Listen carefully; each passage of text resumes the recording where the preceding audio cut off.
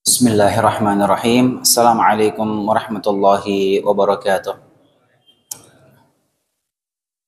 Innal hamdalillah nahmaduhu wa nasta'inuhu wa nastaghfiruh wa na'udzu billahi min shururi anfusina wa sayyiati a'malina.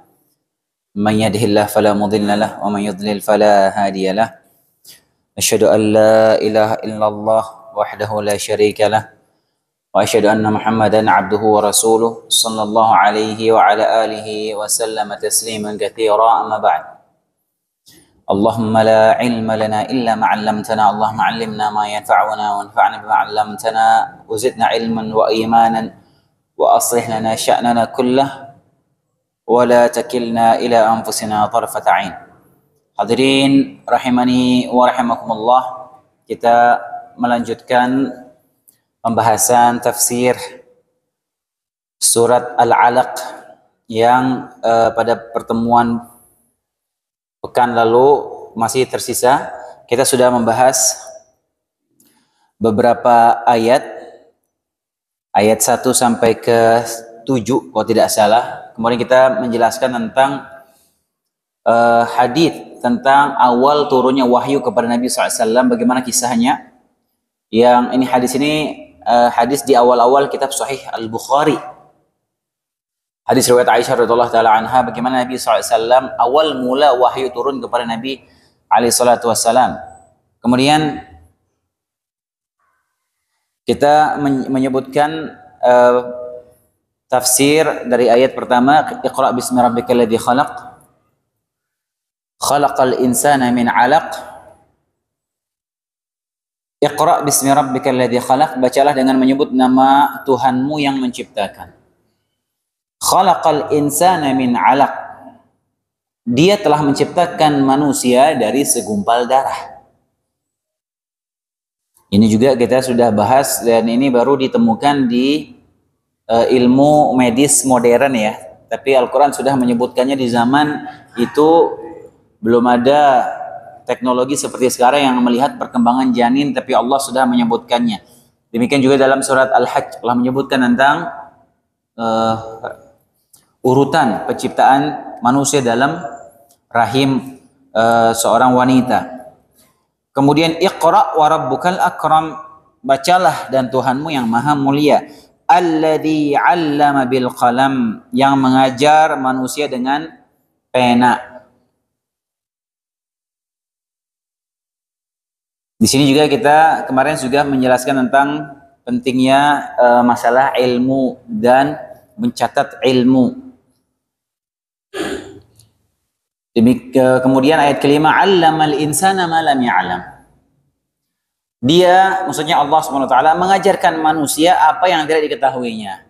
Nah, di sini al-insan, di sini Allah mengajarkan manusia, ada 3 tafsiran di kalangan para ulama.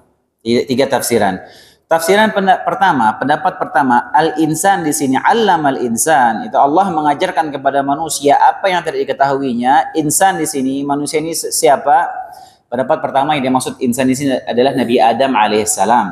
Karena emang Allah Subhanahu wa taala mengajarkan nama-nama yang tidak diajarkan sebelumnya kepada para malaikat. Dan ini di antara keistimewaan Nabi Adam alaihissalam. Ini Allah Subhanahu wa taala menyebutkan dalam surat Al-Baqarah, dalil pendukung pendapat ini, bahwasanya dimaksud insan di situ yang Allah ajarkan apa yang manusia tidak ketahui sebelumnya, maksudnya Adam alaihissalam. Firman Allah Subhanahu wa taala dalam surat Al-Baqarah ayat 31, wa 'allama Adamal asma'a kullaha, dan Allah mengajarkan kepada Adam nama-nama semua benda. Tsumma 'aradahum 'alal malaikah, kemudian dihadapkan, diperlihatkan kepada para malaikat. Faqala anbi'uni bi asma'i haula in kuntum shadiqin. Kemudian Allah berfirman, sebutkan kepadaku nama-nama benda ini jika kamu benar. Ini pendapat pertama, maksudnya Nabi Adam. Pendapat kedua yang dimaksud insan di sini adalah Nabi Muhammad alaihi wassalam. Tafsiran kedua, maksudnya insan di sini Nabi Muhammad SAW. Dalil pendukungnya dalam surat An-Nisa ayat 113. Allah berfirman, wa anzalallahu 'alaikal kitaba wal hikmah, dan Allah menurunkan kepadamu Alkitab, Al-Quran, wal hikmah maksudnya as-sunnah. Wa 'allamaka ma lam takun ta'lam, dan Allah mengajarkan kepadamu wahai Muhammad apa yang kamu tidak ketahui sebelumnya. Wa kana fadlullahi 'alaika 'azima, dan sungguh karunia Allah amat besar kepadamu. Ini pendapat kedua. Pendapat ketiga, yang dimaksud insan dalam ayat ini, 'allamal insana ma lam ya'lam, itu maksudnya manusia secara umum. Allah mengilhamkan ilmu, mengajarkan ilmu, kasih faham kepada manusia. Yang mana manusia itu sebelumnya nggak tahu apa-apa. Yang namanya manusia itu lahir tidak ada ilmunya, nggak tahu apa-apa. Kemudian Allah yang mengilhamkan kepada manusia tersebut, mengajarkan, dikasih faham, dikasih ilmu. Allah SWT berfirman, wallahu akhrajakum min butuni ummahatikum la ta'lamuna syai'a. Allah mengeluarkan kalian dari perut ibu kalian, perut ibu-ibu kalian, kalian itu tidak tahu apa-apa, kata Allah. Lahir nggak tahu apa-apa. Wa ja'ala lakumus sam'a wal absara wal afidah la'allakum tashkurun. Kemudian Allah menjadikan bagi kalian itu pendengaran, penglihatan, dan hati nurani, agar kalian bersyukur. Jadi manusia itu nggak ada yang lahir pintar, ya, makanya dikatakan laisal mar'u yuladu aliman, nggak ada manusia itu terlahir dalam keadaan pintar, nggak ada. Allah yang fahamkan, kasih dia kecerdasan, kasih dia ilmu. Belum nggak ada, makanya diperintahkan kita untuk belajar menuntut ilmu. Nah, untuk mendukung kita supaya mendapatkan ilmu, supaya paham, supaya belajar, Allah kasih kita pendengaran, penglihatan, sama hati nurani. Karena tiga inilah sarana untuk kita bisa mendapatkan ilmu, hadirin. Dari ilmu itu didapat dari pendengaran, penglihatan, dan juga dibutuhkan wadah. Nah, wadah ilmu seseorang itu, ilmu seorang itu wadahnya di mana? Yang nambung ilmunya itu di mana? Yang nambung ilmu seorang itu di hati. Makanya para ulama ketika menyebutkan tentang keutamaan menuntut ilmu, bagaimana para penuntut ilmu, bagaimana tips, kitab-kitab yang ulama tulis untuk para penuntut ilmu, pedoman mereka kalau mau belajar, yang pertama kali ditekankan oleh para ulama, itu melihat di kitab-kitab tentang penuntut ilmu. Yang pertama sebelum menuntut ilmu itu, wadah ilmu ini harus dibersihkan dulu. Ini wadah ilmu ini harus bersih. Wadah untuk nampung ilmu itu harus bagus. Kalau ini orang hatinya ini kotor, hatinya ini ada kesombongan, merendahkan orang lain, merasa lebih pinter, hatinya ini banyak kotoran, busuk hatinya. Orang seperti ini, kalaupun dapat ilmunya nggak akan bermanfaat, nggak akan berkah bagi dia. Dan ini sangat sensitif sekali masalah ini, hadirin. Orang mau ilmunya berkah, hatinya dulu dibersihkan. Mau ilmunya bermanfaat bagi dia, hatinya dulu lihat. Orang kalau hatinya sudah nggak benar, itu ilmu nggak akan manfaat bagi dia. Nah, karena wadah yang menampung ilmu seorang itu di hatinya dia. Makanya Allah sebutkan 3 poin ini. Dari pendengaran, penglihatan, dan Allah kasih hati. Baru orang itu dia bisa berilmu. Baru dia bisa memahami sesuatu. Oleh karenanya hadirin azanullah wa iyyakum, ilmu itu karunia besar dari Allah Subhanahu wa taala. Ilmu itu karunia besar. Kita tergerak hati kita untuk menuntut ilmu itu tanda kebaikan dari Allah Subhanahu wa taala. Antum mau datang duduk di majelis ilmu seperti ini, itu tanda Allah menginginkan kebaikan buat antum. Ketika orang dia dipalingkan dari ilmu, malas menuntut ilmu, ya gengsi mau menuntut ilmu, itu tanda dia dikhawatirkan dia dijauhkan dari kebaikan. Kayak Nabi SAW bersabda, man yuridillahu bihi khairan yufaqihu fid din. Barang siapa yang Allah inginkan kebaikan untuk dia, Allah ingin kebaikan, Allah menginginkan kebaikan untuk fulan, maka Allah akan fahamkan dia tentang agamanya. Ketika kita ada keinginan mau menuntut ilmu, mau mengangkat kejahilan dari kita, khususnya dalam agama kita ini, mau mempelajari agama, mau belajar, mau hadir majelis ilmu, itu tanda indikator kuat bahwasanya Allah sedang menginginkan kebaikan untuk kita. Makanya ilmu ini karunia dari Allah Subhanahu wa taala. Ya, kita juga sudah menjelaskan bagaimana ilmu ini membedakan manusia, membedakan mana orang yang jahil dan orang yang berilmu alim. Kualitas manusia bisa dibedakan dari kualitas ilmunya. Allah sebutkan hal yastawil ladzina ya'lamun wal ladzina la ya'lamun. Apakah sama orang yang tahu dengan orang yang enggak tahu? Apakah sama orang yang berilmu dengan orang yang enggak berilmu? Allah tanya, ini istifham inkari. Enggak akan sama. Ini pertanyaan untuk mengingkari, enggak akan sama. Allah bedakan, enggak bisa disamakan. Makanya orang yang berilmu, ibadahnya orang yang berilmu sama ibadahnya orang yang enggak berilmu enggak akan sama, hadirin. Enggak akan sama.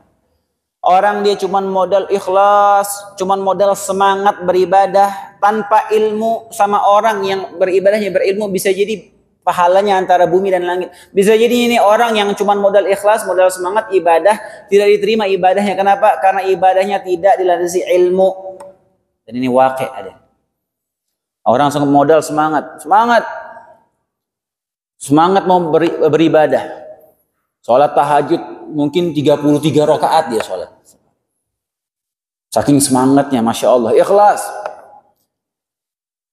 Tapi tata cara sholatnya nggak benar. Gara-gara dia nggak mau belajar. Dia tinggalkan rukun-rukun dalam sholatnya. Dia tinggalkan wajib-wajib dalam sholat. Nggak diterima sholatnya. Cuman modal semangat, modal ikhlas, tapi nggak dilandasi ilmu, ibadahnya bisa rusak, bisa nggak dapat pahala. Berbeda sama orang yang berilmu. Dia tahu jalan pintas untuk mencari kualitas ibadah yang lebih tinggi. Tahu jalan pintasnya. Makanya Nabi SAW menyebutkan, man salaka tariqan yaltamisu fihi ilman, barang siapa yang menempuh jalan dalam rangka menuntut ilmu, sahhalallahu lahu bihi tariqan ilal jannah, maka Allah akan mudahkan jalannya menuju surga. Lihat, siapa yang menempuh jalan menuntut ilmu, Allah mudahkan jalannya menuju surga. Kata Nabi SAW. Kenapa enggak orang yang rajin sholat malam, yang banyak hajinya, yang banyak puasanya, tapi Nabi tidak menyebutkan, tapi Nabi menyebutkan apa? Yang menuntut ilmu, Allah mudahkan jalannya menuju surga. Kenapa? Menuntut ilmu itu jalan pintas menuju surga. Tuh maksud Nabi SAW. Mau ibadahnya tepat sasaran, ibadah dengan ilmu. Mau dia haji umrohnya berkualitas, pahalanya besar, harus dilandasi ilmu, dia menjalankan. Mau nilai sholatnya full 100%, sholatnya harus dilandasi dengan ilmu. Makanya ilmu ini karunia besar dari Allah Subhanahu wa taala. Makanya menuntut ilmu itu wajib hukumnya. Wajib. Banyak orang yang melalaikan ya, kaum muslimin lil asaf melalaikan masalah ilmu ini. Ya seakan-akan ya, ilmu agama ini nggak penting, lebih penting ilmu dunia. Ya malu dia kalau anaknya nggak jago matematika, nggak jago bahasa Inggris, tapi dia nggak malu anak-anaknya itu nggak paham rukun-rukun sholat, nggak paham wajib-wajib sholat apa aja, apa rukun-rukun wudhu, apa fardu wudhu. Anaknya nggak paham, dia santai aja.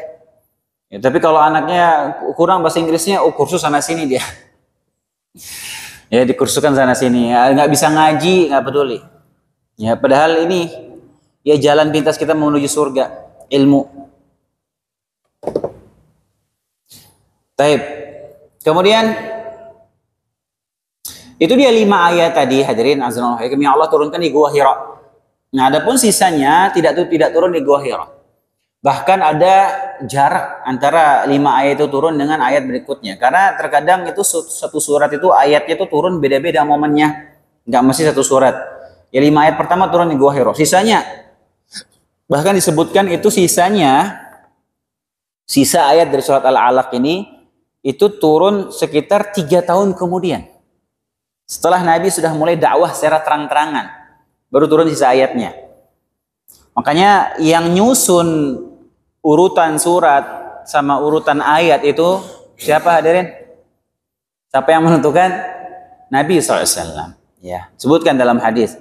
Nabi yang memerintahkan para penulis wahyu. Jadi ada beberapa orang sahabat yang Nabi SAW tugaskan sebagai penulis wahyu. Begitu ada wahyu turun, catat. Begitu ayat turun, catat. Nabi perintahkan, letakkan surat ini setelah surat ini. Letakkan ayat ini setelah surat ini, setelah ayat ini. Letakkan ayat ini di surat ini. Terus itu selama 23 tahun. Maka jadilah susunan Al-Quran seperti sekarang ini. Nabi SAW yang memerintahkan untuk menyusunnya. Ayat ke-6, kalla innal insana la yatgha. Sekali-kali tidak. Sekali-kali tidak. Sungguh manusia itu benar-benar melampaui batas. Manusia itu melampaui batas. Kata Allah Subhanahu wa taala. Nah, kapan manusia itu melampaui batas? Ar-ra'ahu istaghna. Ayat ke-6 sama ayat ke-7. Kalla innal insana la yatgha. Sungguhnya manusia itu melampaui batas. Ar-ra'ahu istaghna. Apabila melihat dirinya merasa kaya. Kapan manusia itu dia melampaui batas? Apabila dia melihat dirinya merasa cukup, merasa berkecukupan, merasa kaya, merasa sudah banyak, sudah powerful. Ketika manusia sudah memandang dirinya seperti itu, sudah merasa tinggi, maka pada saat itulah manusia melampaui batas, kata Allah Subhanahu wa taala. Ayat ini dan seterusnya di surat Al-Alaq ini menceritakan tentang Abu Jahal. Abu Jahal. Tapi berlaku juga untuk semua manusia. Nah, Abu Jahal ini dia melampaui batas karena Abu Jahal ini dia menyombongkan diri karena dia orang kaya. Dia banyak hartanya, kemudian dia tinggi kedudukannya di kaumnya, orang disegani, orang dipandang di Quraisy ketika itu. Maka di saat dia memandang dirinya sudah tinggi, maka di saat itulah dia melampaui batas. Merasa banyak gengnya, banyak kabilahnya yang akan menolongnya. Dia orang terpandang, dia banyak harta. Maka Abu Jahal melampaui batas. Dan inilah kebanyakan manusia seperti ini, hadirin. Ini penyakit dalam hati manusia seperti ini. Ketika dia sudah memandang dirinya lebih, memandang dirinya cukup, maka dia mulai melampaui batas di situ. Dan ini nyata, hadirin. Coba orang ketika saldo di rekeningnya 27.000, kemudian berapa tahun kemudian saldonya jadi 27 miliar.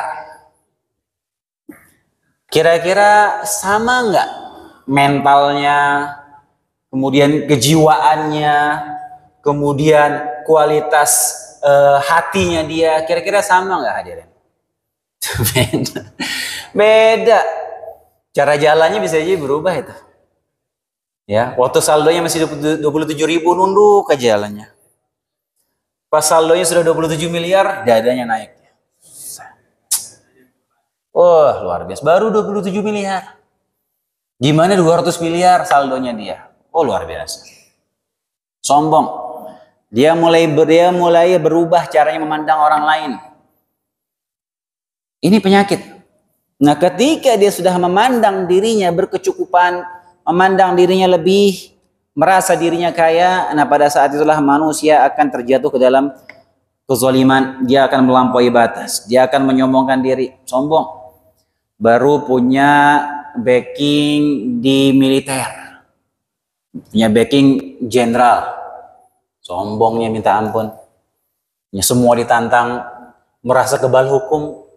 Baru cuman backingan satu orang. Sombong. Manusia seperti itu. Ya, baru kenal anggota dewan. Keluarganya nih, anggota dewan. Habis itu di plat mobilnya ada lambang anggota dewan. Oh, sombong di jalan. Siapa berani nilang gue? Masya Allah. Baru ada begituan di plat mobilnya. Subhanallah. Begitu doang, hadirin. Sudah merubah kualitas dia jadi seorang manusia. Tuh, keadaan manusia seperti itu. A'udzubillah. Ya, menyombongkan diri. Tatkala dia merasa lebih, sudah pada saat itu dia mulai melampaui batas. Padahal dia tidak sadar bahwasanya dia setiap detik itu dia butuh kepada Allah Subhanahu wa taala. Setiap detik, hadirin. Kita butuh sama Allah Subhanahu wa taala. Allah hentikan pergerakan jantungnya sesaat saja, sudah bolak-balik rumah sakit ya. Allah kasih dia asam urat sedikit aja di persendiannya. Oh, udah melungker, sakit gigi juga. Allah tahan dia saluran pernafasannya sedikit saja, bisa tewas dia itu. Ya, di setiap detik dia butuh sama Allah Subhanahu wa taala, tapi dia merasa tinggi, merasa sudah kaya, sudah merasa nggak butuh sama orang lain. Bahkan dia lupa sama Allah Subhanahu wa taala. Karena Allah Subhanahu wa taala berfirman, "Ya ayuhan nas antumul fuqara ila Allah, wallahu wal ghaniyul hamid." Wahai manusia, kalian semua fakir kepada Allah Subhanahu wa taala. Semua manusia fakir, butuh kepada Allah Subhanahu wa taala, dan Allah yang Maha Kaya dan Maha Terpuji. Hakikat manusia itu selalu fakir, selalu fakir. Mau dia jenderal bintang 7 lagi, dia fakir sama Allah Subhanahu wa taala. Mau dia punya hartanya saldonya sebanyak saldonya Elon Musk, dia fakir sama Allah Subhanahu wa taala. Antum mau dikasih setengah kekayaan di bumi ini, setengah bumi ini sama isinya, sama kekayaan alamnya, sama semua isinya, semua milik antum. Tapi penglihatan antum dicabut sama Allah Subhanahu wa taala. Mau antum kira-kira? Antum nggak bisa ngelihat, nggak bisa disembuhin. Mau nggak kira-kira? Nggak ada yang mau, hadirin. Nggak ada yang mau. Itu bagaimana berharganya ini nikmat pandangan yang Allah kasih sama kita. Nggak bisa dibeli sama harta segitu banyaknya. Ya, makanya kita butuh sama Allah Subhanahu wa taala. Ya, jangan merasa sombong, baru lebih sedikit aja sombong, hai subhanallah. Makanya di sini Allah menyebutkan ya, ar-ra'ahu istaghna. Tatkala dia memandang, dia itu sudah berkecukupan. Yang menjadikan dia merasa lebih itu menurut pandangan siapa? Yang dia merasa lebih itu menurut pandangan siapa? Menurut pandangan dia sendiri. Padahal hakikatnya sejatinya dia butuh sama Allah Subhanahu wa taala. Dia sendiri yang merasa dia ar-ra'ahu, dia memandang dirinya apa? Sudah lebih, sudah kaya, sudah berkecukupan. Menurut pandangan versi dia sendiri. Menurut versi dia. Inna ila rabbika ruj'a. Di ayat ke-8-nya, sesungguhnya kepada Tuhanmu lah tempatmu kembali. Inna ila rabbika ruj'a, sesungguhnya kepada Tuhanmu lah tempat kembalimu. Kalau ingatkan, jika ayat ini berkaitan sama Abu Jahal, maka ayat ini ancaman bahwasanya dia akan dikembalikan kepada Allah Subhanahu wa taala. Akan dihisab dan diazab oleh Allah Subhanahu wa taala. Dan ini juga sebagai mengingatkan kita, inna ila rabbika ruj'a, sungguh kepada Tuhanmu lah kalian pasti akan kembali. Semua tanpa terkecuali. Semua manusia akan kembali kepada Allah Subhanahu wa taala tanpa terkecuali. Hakikatnya manusia ini sedang mengantri sekarang untuk menuju Allah Subhanahu wa taala, dan kita tidak tahu kapan antrian itu akan selesai. Bisa jadi dalam waktu dekat, bisa jadi dalam waktu yang cukup lama, kita nggak tahu kapan kita akan sampai kepada Allah Subhanahu wa taala dalam antrian ini. Kita nggak tahu. Beberapa tahun lalu, ya, kalau nggak salah 3-4 tahun yang lalu saya lupa, salah seorang murid saya dulu di sekolah, anak SMA, kalau salah kelas 1 atau kelas 2 SMA kita. Dia lagi sehat walafiat. Siang hari lagi biasa, lagi aktivitas, nggak ada penyakit apa-apa. Tiba-tiba dia mau berbekam lah dia. Entah kenapa habis dibekam itu dia tiba-tiba kolaps. Tiba-tiba dia sakit, sesak nafas, ngerain ke rumah sakit, meninggal dia. Anak ini, laki-laki. Kemudian langsung diurus jenazahnya di hari itu juga, sore itu langsung diurus, dimandikan, disolatkan, dan langsung dikubur. Langsung dimakamkan sore itu. Kemudian saya lihat berita pemakamannya di grup itu, subhanallah. Sekitar 3 jam yang lalu, dia masih berjalan di atas muka bumi ini, hadirin, dengan sehat walafiat. 3 jam kemudian dia sudah di dalam kuburan. Dengan waktu yang begitu singkat dia sudah berpindah alam. Ya subhanallah. Sudah sampai situ ajalnya. Sudah di waktu itu dia waktunya bertemu menghadap Allah Subhanahu wa taala. Dan kita tidak tahu kapan itu terjadi. Makanya disebutkan Fudail bin Iyad bertanya kepada seseorang, kam atat alaika, berapa umurmu? Fudail bin Iyad, seorang ulama tabi'in, bertanya, tabi'ut tabi'in kalau tidak salah, berapa umurmu? Sittuna sanah, umurku 60 tahun, kata seorang laki-laki ini. Qal fa anta mundu sittina sanah tasiru ila rabbik yushiku an tablugh. Maka sungguhnya engkau sudah 60 tahun sedang berjalan menuju Allah Subhanahu wa taala, dan hampir-hampir kamu sudah sampai. Kemudian laki-laki itu berkata, inna lillahi wa inna ilaihi raji'un. Inna lillahi wa inna ilaihi raji'un. Kemudian Fudail bertanya, ata'rifu tafsirahu? Kamu tahu nggak apa tafsir inna lillahi wa inna ilaihi raji'un itu? Kamu tahu nggak apa maksudnya kalimat itu? Kemudian kata Fudail, lihat, inna lillah abdun wa ilaihi raji'un. Sungguhnya kita ini hamba Allah dan kita ini akan kembali kepada Allah. Faman 'alima annahu lillah abdun wa annahu ilaihi raji'un falyalam anhu mauqufun. Kalau saatnya kita sudah sadar bahwasanya kita ini hamba Allah dan kita akan kembali kepada Allah, maka hendaknya kita sadar bahwasanya kita ini akan berdiri di hadapan Allah Subhanahu wa taala. Wa man 'alima annahu mauqufun, barang siapa yang sudah meyakini, dia sadar bahwasanya dia akan diberdirikan di hadapan Allah dalam persidangan, falyalam annahu mas'ulun, maka hendaklah dia sadar bahwasanya dia akan dimintai pertanggungjawaban atas apa yang sudah dia lakukan. Wa man 'alima annahu mas'ulun, barang siapa yang sudah yakin, sudah menyadari bahwasanya dia akan dimintai pertanggungjawaban, falyu'idda lisu'ali wal jawab. Lisu'ali jawaban, maka hendaknya dia mempersiapkan dari pertanggungjawabannya itu jawaban yang akan dia kemukakan, dia persiapkan. Hendaknya dia persiapkan. Itu makna inna lillahi wa inna ilaihi raji'un, hendaknya kita memahaminya. Itu disebutkan dalam kitab Jami'ul Ulum wal Hikam. Maka kita menyadari kita ini hamba Allah SWT akan kembali kepada Allah SWT, maka kita persiapkan. Persiapan segalanya agar kita ketika bertemu di hadapan Allah Subhanahu wa taala, menghadap kepada Allah, kita sudah dalam keadaan siap. Ya. Mempersiapkan kematian agar kita siap ketika sudah waktunya datang ajal. Kemudian yang ke-9, ara'aital ladzi yanha. Ini masih berkaitan dengan Abu Jahal ya. Ara'aital ladzi yanha. Bagaimana pendapatmu tentang orang yang melarang?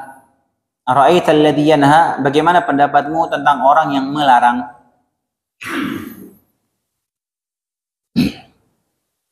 Ini tentang Abu Jahal ya.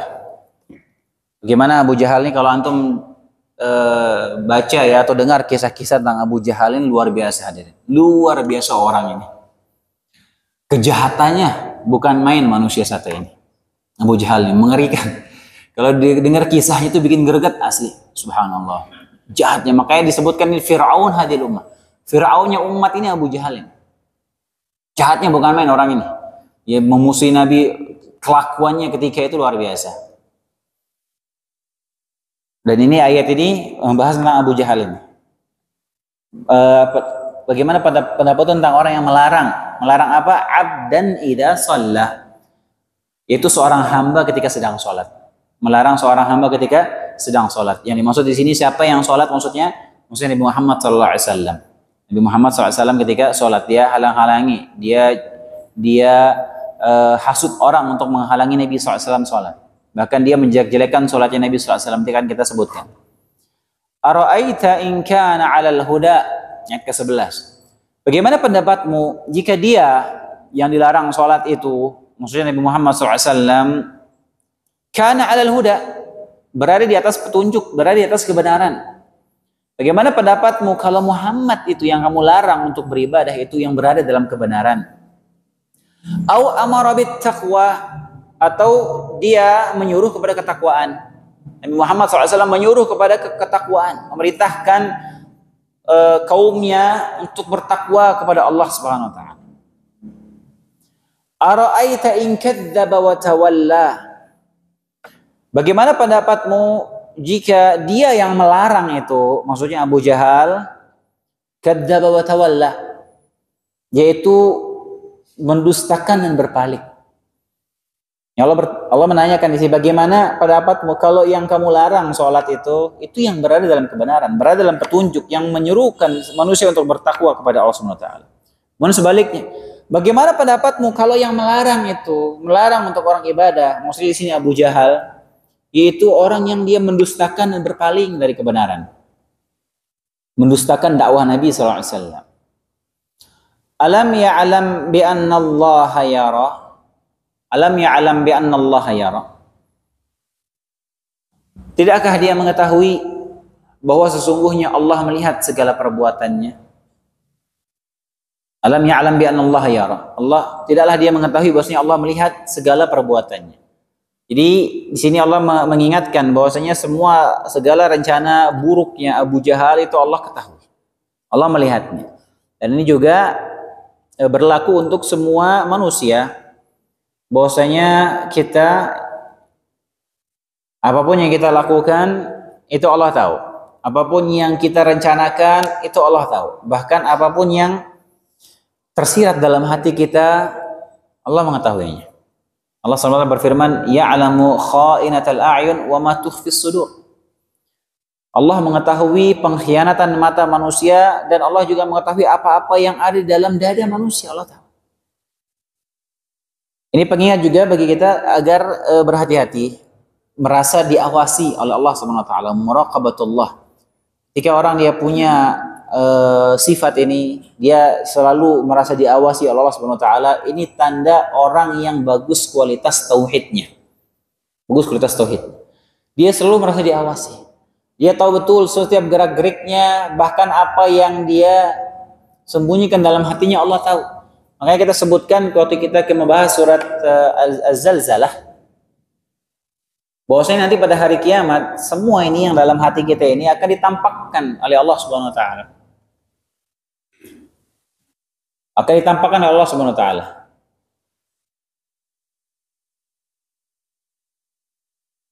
Hasud kita sama orang lain, dengki kita, sombongan kita, merasa lebih tinggi dari orang lain, ya suuzon kita dan sebagainya. Ya hati kita ini isinya macam-macam, hadirin. Macam-macam. Nah, semuanya akan ditampakkan oleh Allah SWT pada hari kiamat. Kemudian ayat ke-15, kalla la illam yantahi lanasfa'an bin nasiyah. Sekali-kali tidak. Sungguh jika dia tidak berhenti, sesungguhnya Abu Jahal, dia tidak berhenti dengan perbuatannya demikian, lanasfa'an bin nasiyah, niscaya kami akan tarik ubun-ubunnya ke dalam neraka.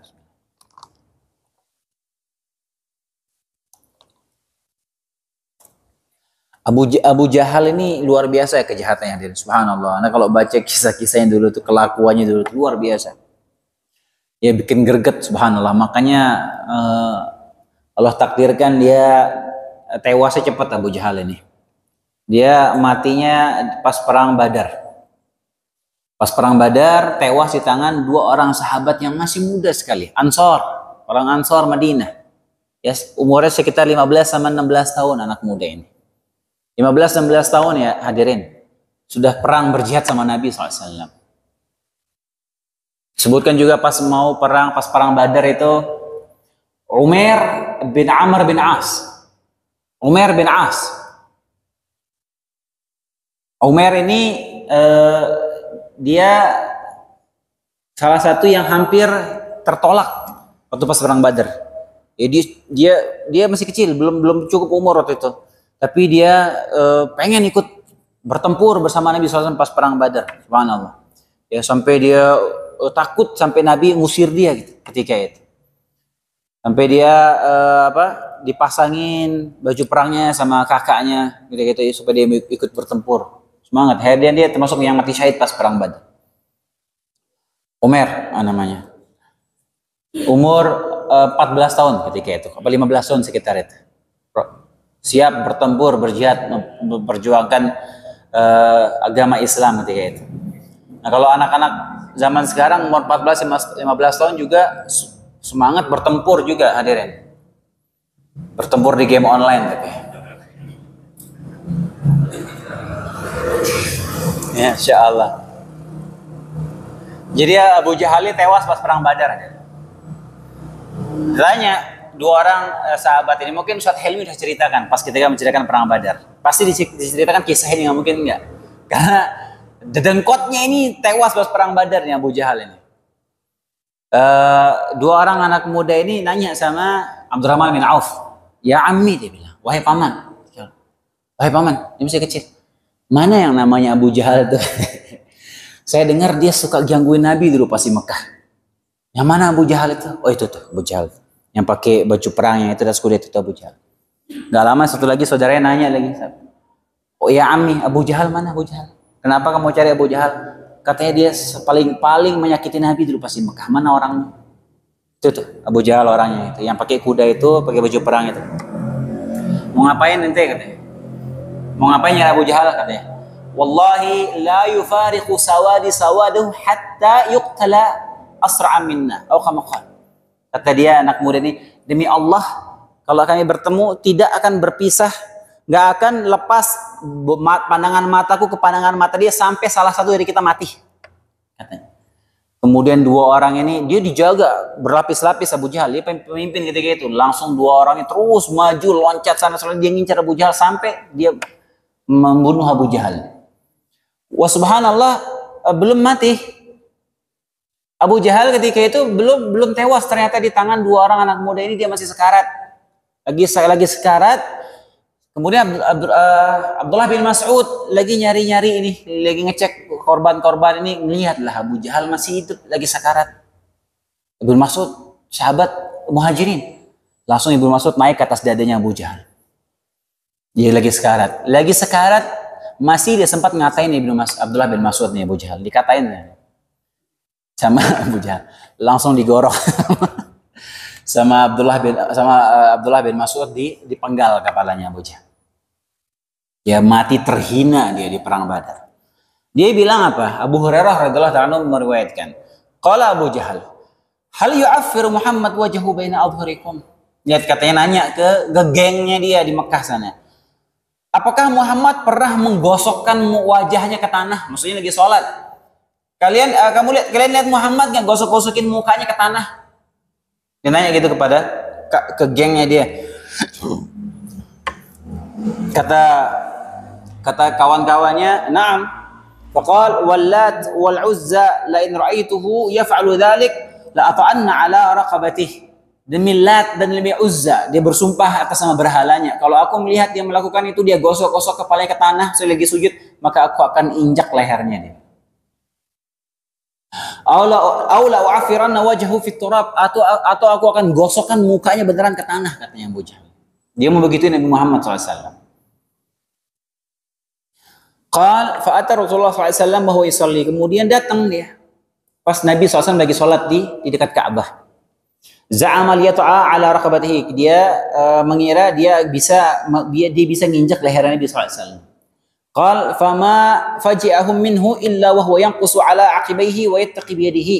Pada saat dia mendekat kepada Nabi SAW lagi sedang sholat, tiba-tiba dia mundur sambil dia berusaha kayak seperti berlindung dengan tangannya seperti Abu Jahal, seperti dia mundur ketakutan berlindung dengan tangannya. Qal faqila lahu malak. Tanya sama teman-temannya, ada apa denganmu?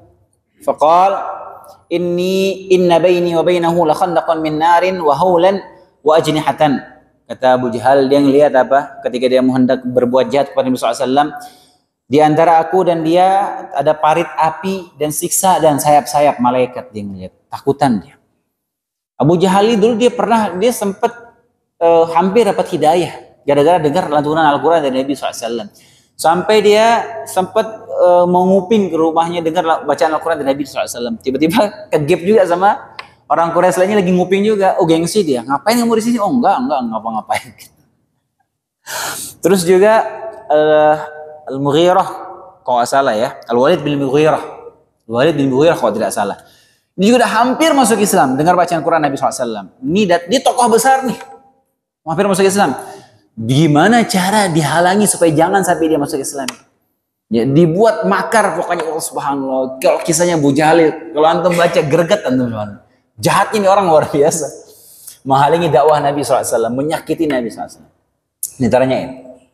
Kemudian setelah Nabi sholat, Nabi berkata, "Laudana minni lakhtatafathul malaikah udwan."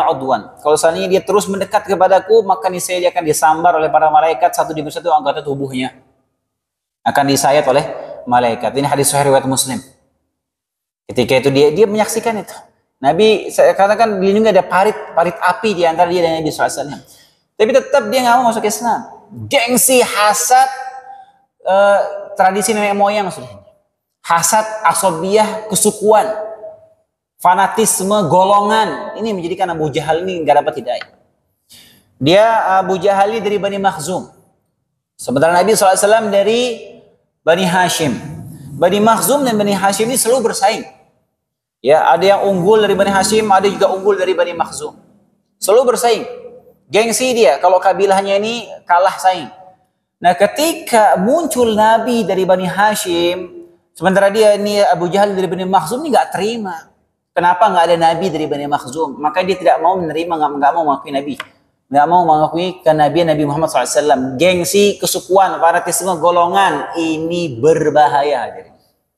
Dan merasa kelompok golongannya dia jelas salah, misalnya gengsi dia. Kenapa golongan saya seperti ini, saya ngikut golongan saya. Dan ini sangat terhina orang yang seperti ini. Ya, menolak kebenaran gara-gara apa? Menjaga fanatisme golongannya. Ya. Wa'iyadzubillah. Nah, Abu Jahal itu begitu. Gara-gara dia hasad sama Nabi SAW. Abu Jahal ini dulu teman mainnya Nabi, hadirin. Abu Jahal kecil itu main bareng sama Nabi SAW. Makanya dia tahu betul Abu Jahal ini. Sepantaran umurnya sama Nabi SAW, Abu Jahal ini. Teman kecil, teman main dulu. Ya, sampai Abu Nabi ini tahu Abu Jahal ada bekas luka di kakinya ini dulu pas main di rumahnya ini dia jatuh. Nabi tahu. Dekat dulu sama Nabi SAW. Tapi begitu gengsi, fanatisme golongan ini langsung bermusuhan sampai seperti itu. Ya wa'iyadzubillah. Nasiyatin kadhibatin khati'ah. Tapi ini ayat sebelumnya lanas fa'am bin nasiyah.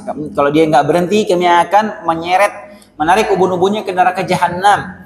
Nasiyatin kadhibatin khati'ah, yaitu ubun-ubun yang mendustakan dan durhaka. Ubun-ubun yang mendustakan dan durhaka. Falyad'u nadiyah. Maka biarlah dia memanggil golongannya. Abu Jahal ini ketua geng, hadirin. Dia punya banyak geng di Mekah itu. Gengnya bisa nongkrong di sekitar Ka'bah. Dia orang disegani, banyak pengikutnya, banyak gengnya, pemimpin dedengkot. Dia menyombongkan diri dengan kabilahnya, dengan sukunya, dengan gengnya itu. Maka Allah perintahkan apa? Suruh dia panggil dia punya kelompoknya. Falyad'u nadiyah, panggil gengnya semua. Panggil dia punya pembela-pembelanya Abu Jahal, silakan panggil. Sanad'uz zabaniyah. Dan kami akan panggil malaikat Zabaniyah, kata Allah Subhanahu wa taala. Az-Zabaniyah itu nama malaikat, hadirin. Sanad'uz Zabaniyah, dan kami akan memanggil Az-Zabaniyah, malaikat Zabaniyah. Malaikat Zabaniyah itu dinamakan Zabaniyah dari kata Az-Zubun atau Az-Zabnu. Artinya itu yang menolak atau mendorong dengan kuat. Tolakan dengan sangat menolak dengan keras, mendorong dengan hentakan yang kuat, itu Az-Zabnu. Nah, Az-Zabaniyah ini dia malaikat yang tugasnya itu mendorong orang ke neraka dengan sangat keras, dihentakkan dengan sangat keras. Itu malaikat Zabaniyah. Kalla la tuti'hu wasjud waqtarib. Ini ayat terakhir, ayat ke-19. Kalla la tuti'hu wasjud, kalla la tuti'hu wasjud waqtarib. Sekali-kali tidak, janganlah kamu patuh kepadanya dan sujudlah serta dekatkanlah dirimu kepada Allah Subhanahu wa taala. Di sini Allah perintahkan Nabi SAW untuk tidak menghiraukan perkataan Abu Jahal. Enggak usah hiraukan perkataannya, ucapannya, apa yang dia perintahkan, apa yang dia inginkan, jangan dihiraukan, jangan dipatuhi. Yang melarang Nabi bersolat, melarang Nabi dakwah, jangan dihiraukan. Ini juga berlaku untuk semua pengikut Nabi Muhammad SAW. Ketika ada orang, oknum, kelompok yang melarang kita beribadah, melarang berdakwah misalnya, atau mempersulit dakwah, maka bersabar. Ya, itu ujian, sunatullah seperti itu. Nabi saja seperti itu yang dihadapi. Maka kita disuruh bersabar. Bersabar ya. Karena zaman sekarang ini emang agak-agak rada-rada emang kelakuan orang-orang zaman sekarang. Ada yang bangun masjid di demo hadirin. Giliran gereja dijaga. Banyak nggak seperti itu sekarang? Oh, banyak. Oknum ya. Ada yang pengajian dibubarin. Pengajian dibubarin. Konser dangdut dijaga. Orang yang sama tuh. Ya, begitulah keadaan. Ya, keadaan seperti itu. Ya, sabar. Seperti itu. Allah musta'an. Orang ngaji dibubarin. Terus yang ngebubarin kajian ini nyawer orang lagi dangdutan. La haula wala quwata illa billah. Astagfirullahalazim. Gak sama otaknya dia, bubarin. Subhanallah. Tapi bersabar. Alhamdulillah. Ya Indonesia ini masih Allah kita dakwah masih mudah. Kita lihat di beberapa negara sana, jangankan dia mau kajian kayak begini, mau sholat di masjid saja ditangkap dia hadirin. Ya seriusan. Lalu di beberapa negara seperti di Libya dulu ya, sama Muammar Gaddafi, itu orang Libya cerita, dia tuh nggak berani sholat 5 waktu di satu masjid, nggak berani dia. Banyak intel-intelnya itu. Kalau antum di sana sholat 5 waktu di satu masjid tuh, oh ini bahaya nih orang ditangkap. Coba antum bayangin. Jadi kadang dia sholat zuhur sini, sholat masjid ini, sholat asar di masjid sana, supaya dia nggak ketangkap. Tapi seperti itu mereka memperjuangkan mau beribadah. Seperti itu. Kita alhamdulillah baru masih seperti ini, alhamdulillah. Ya nggak ada yang melarang kita untuk misi kajian ceramah, alhamdulillah. Paling disuruh ini aja paling sertifikasi penceramah. Paling suruh seperti itu. Ya sisanya alhamdulillah masih enak lah di negeri kita ini. Wasjud waqtarib, jangan dihiraukan. Wasjud waqtarib. Dan sujudlah kepada Allah dan dekatkan dirimu kepada Allah SWT. Ini Allah perintahkan. Terus sabar, jangan dihiraukan orang yang menghalangimu dari ibadah. Bersabar dan sujud dan dekatkan dirimu kepada Allah Subhanahu Wa Taala. Ini perintah kepada Nabi SAW untuk sujud, dan kita juga dianjurkan untuk berbanyak sujud. Nabi SAW, "Alaika bikathratis sujud." Hendaknya kalian memperbanyak sujud, bukan banyak sujudnya ya. Maksudnya apa? Banyak sholatnya, yang sholat sunnahnya. Bukan sujud ya gitu. Enggak ngapain tiba-tiba sujud bangun bukan. Maksudnya memperbanyak sujud, maksudnya apa? Dalam sholat sunnah kalian. Fa innaka la tasjud lillahi sajdatan illa rafa'aka Allah biha darajah wa hatta 'anka biha khati'ah. Dan tidaklah kamu sekali saja sujud kepada Allah Subhanahu wa taala kecuali pasti akan diangkat derajatmu setiap kali sujud dan dihapus satu kesalahan. Dalam hadis saya Nabi SAW bersabda, "Aqrabu ma yakunu al-'abdu min rabbih wa huwa sajid." Keadaan seorang hamba itu paling dekat dengan Allah Subhanahu wa taala pada saat dia sedang sujud. Fa'akthiru fihi du'a, maka perbanyaklah doa ketika sedang sujud. Karena itu kondisi dia sedang dekat dengan Allah Subhanahu wa taala ketika dia merendahkan dirinya untuk mengagungkan Allah Subhanahu wa taala, itu dia sedang dekat dengan Allah Subhanahu wa taala, maka berbanyak doa. Wallahu taala alam. Demikian kita selesai dari tafsir surat Al-Alaq. Insyaallah kita lanjutkan pada pekan berikutnya, tafsir surat berikutnya. Kita tutup dengan doa kafaratul majlis. Subhanakallahumma bihamdika asyhadu an la ilaha illa anta astaghfiruka wa atubu ilaik. Assalamualaikum warahmatullahi wabarakatuh.